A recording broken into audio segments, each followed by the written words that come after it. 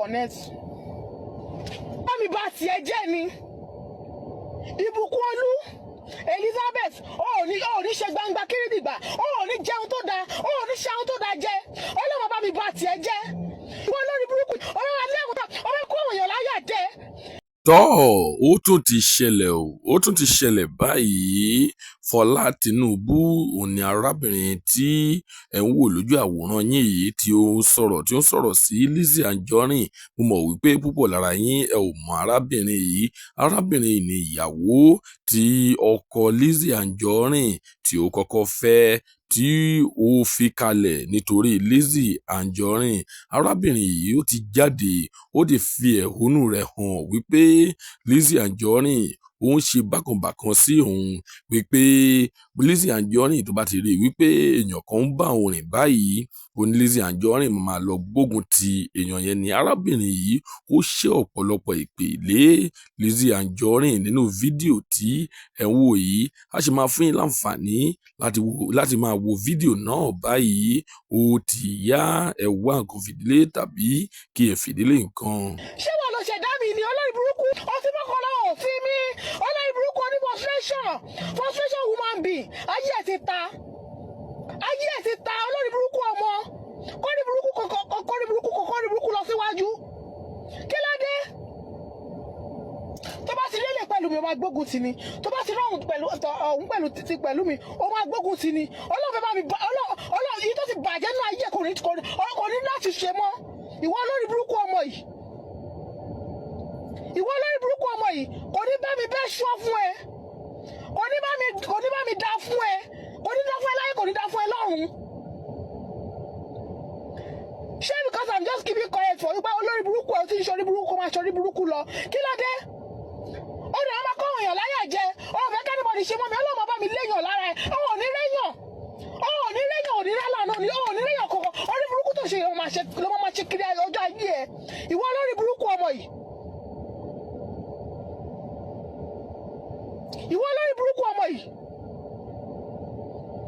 Kò dẹ̀ ní dáa fún ẹ, kò ní bẹ́tà fún ẹ, àti wà tó lórí burúkú ọkọ, tó rí burúkú tó jọ ṣe yín, ẹjọ́ máa ṣòfòkú ni, ayé yín ò ní dáa tí yín dùn ẹ́.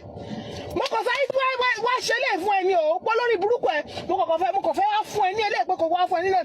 Ọ̀la báyìí mo ń bọ̀ fún ẹ, mo ń bọ̀ fún ìyálà ìjà ẹ, kò ní lágbá fún ẹ, kò ní lágbá fún ìjà, kò ní lágbá fún gbogbo àwọn olórí burúkú tó wà lẹ́yìn ayé ò ní dáa. Ta ló fẹ́ máa kó láyà jẹ? Ọlọ́run bá mi bá tiẹ̀ jẹ́ ni. Ọlọ́run á ṣe kí ni? Á bá mi bá tiẹ̀ jẹ́ ni. Mo ń bọ̀ fún ẹ lọ́la. Èmi àti ẹ eye for eye ni, ojú fún ojú ni. Olórí burúkú ẹ̀mí fẹ́ máa dá ẹ lóhùn mọ́ torí mo rò pé ayé ẹ̀ ti bàjẹ́. Ó ti yẹ ẹni títí tẹ bá dẹ̀ ti bàjẹ́ wọ́n á ṣe kí ni? Ó máa wáyàn kúnra ni. Ayé ẹ̀ ti bàjẹ́ already. Mo ṣe fi ẹlẹ́ pé kí n máa wò kí n pa ẹ́ tì. Màá wá fún ẹ jẹ back to back. Tí má ti fún ẹ tàtàtàtàtà. Màá fi ẹlẹ́ wà á kẹ́ fún ọdún méjì. Màá tún ṣẹ̀ṣẹ̀ wá padà wá bẹ́ẹ̀. Oṣooṣù lórí burúkú ni ẹni. Ó fẹ́ràn lé àwọn èèyàn lára mi. Ọlọ́mọ lé èèyàn lára ẹ. Lizzy Anjorin ayé ò ní dá sí máa bàjẹ́ ni. Olórí burúkú ọmọ. Ṣé kìíní yóò connect? Mami bá tiẹ̀ jẹ́ ni. Ìbùkún Olú, Elizabeth, ó ní ṣe gbangba kiridigba, ó ní jẹun tó dáa, ó ní ṣe àwọn tó dáa jẹ. Ọlọ́run bá mi bá tiẹ̀ jẹ́. Ìwọ olórí burúkú, ọlọ́run alẹ́ ẹ̀kúta, ọlọ́run kó àwọn èèyàn láyà jẹ. Ṣé wọn lọ ṣẹ̀dá mi ni olórí burúkú? Ọtí mọ́kànlá òfin mi. Olórí burúkú oní frustration woman being. Ayé ẹ̀ ti ta. Olórí burúkú ọmọ. Kọ́ni burúkú lọ síwájú. Kí ló dé? Tó bá ti lélẹ̀ pẹ̀lú mi, ó máa gbógun ti ni. Tó bá ti rọrùn pẹ̀lú mi, ó máa gbógun ti ni. Ọlọ́run bá mi yìí tó ti bàjẹ́ náà ayé kò ní láti ṣe mọ́. Ìwọ olórí burúkú ọmọ yìí. Kò ní bá mi bẹ́ ṣọ́ fún ẹ. Kò ní bá mi dá fún ẹ. Kò ní dá fún ẹ láyé, kò ní dá fún ẹ lọ́run. Ṣé because I'm just keeping quiet for you pé olórí burúkú ẹ ti ń ṣorí burúkú máa ṣorí burúkú lọ? Kí ló dé? Ó ní àwọn akọ́ èèyàn láyà jẹ. Ó fẹ́ kẹ́nìbọ̀dì ṣe mọ́ mi, ọlọ́mọ bá mi léèyàn lára ẹ̀. Ó ní réyàn, ò ní rálànà, ò ní réyàn kọ̀ọ̀kan. Orí burúkú tó ṣe ló máa ṣe kiri ọjọ́ ayé ẹ̀. Ìwọ olórí burúkú ọmọ yìí. burúkú ọmọ yìí kò dẹ̀ ní dáa fún ẹ kò ní bẹ́tà fún ẹ àti wà tó lórí burúkú ọkọ tó rí burúkú tó jọ ṣe yín ẹjọ́ máa ṣòfò kú ni ayé yín ò ní dáa tí yín máa ta ni ìwọ lórí burúkú ọmọ yìí kí ló dé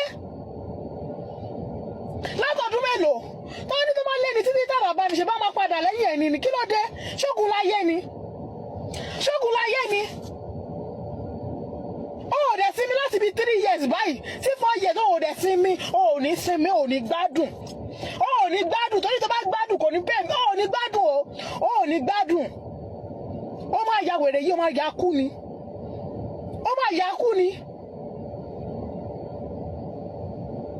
ìwọ lórí burúkú ọmọ yìí ẹlẹ́sìn múrí kan ó lè dúmọ̀tà ó lè dúmọ̀tà ó lè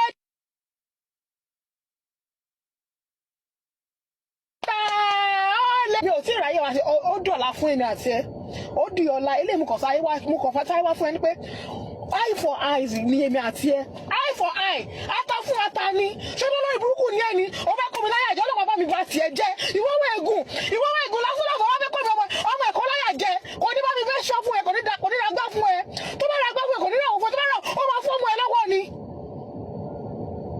àbúlórí burúkú lélẹ́yìí ni ìwọ lórí burúkú ẹlẹ́sìn ó ń ṣẹ̀sìn káàkiri àgbáyé ó máa ń ṣẹ̀sìn kú ni ó ní bọ́nú ẹ̀sìn Lizzy Anjorin Ìbùkúnolú ó ní nísìmí bó ṣe dábàá gbogbo èèyàn tó bá ti rí mọ́ mi báyìí ni wọ́n máa gbógun tì ó fẹ́ káwọn èèyàn máa sá fún mi àwọn èèyàn á sá fún ẹ àwọn olóríire á sá fún ẹ èèyàn gidi á sá fún ẹ ó ní lẹ́yìn ọ̀bà ìṣe ọmọdé á sá fún ẹ̀gbá á sá fún ẹ olórí burúkú ọmọ òfò ló máa ṣe àìsàn àìní èmi àti ẹ àwọn tó mọ ní kí n máa fi ẹlẹ ni màá rí bí wọ́n ti bẹ̀rẹ̀ kó fi mí lẹ̀ fún ẹ kó fi mi àtẹ́lẹ̀ kakọ fún àwọn ilé ìwé kèmí wọ́n lórí social media a máa trend nínú wíìkì torí màá bẹ́ẹ̀ pò máa kí wọ́n àjọ máa pò máa kí èmi àti ẹ àjọ máa pò èmi ò kí ń mọ èmi ò kí ń dẹnu olórí burúkú ẹnu ni wọ́n máa ń dún ẹnu ni wọ́n máa ń ní lórí social media maybe by mouth ẹnu ọ̀ṣẹ́ kò yẹ ẹnu ọ̀ṣẹ́ àgbà tó bá ná mi nínú kò kí ń pariwo ṣó ti yẹ ìwọ ariwo nìkan lásán ló ń pa ó tẹ́sù rọ Lizzy Ìbùkúnolú wàláhì ó tẹ́sù rọ wọn bí ẹkú ó tẹ́sù rọ kan lẹ́nu ni ó kan lẹ́nu tó já mi dànù ẹnu kọ́nà fi ṣe inú mi by mouth ẹnu ọ̀ṣẹ́ wàláhì ẹnu òwú gẹ̀ẹ́tì ẹnu orí burúkú lọkàn ní ẹnu ni wọ́n ní èmi ò ní bá ẹ nẹ́nu èmi àbẹ̀bí mi ò ní bá ẹ nẹ́nu ó mọ bí tẹ́mi ti wá ni ìlú tí mo ti wá ọ̀gbẹ́ mi wò ni ó rí pé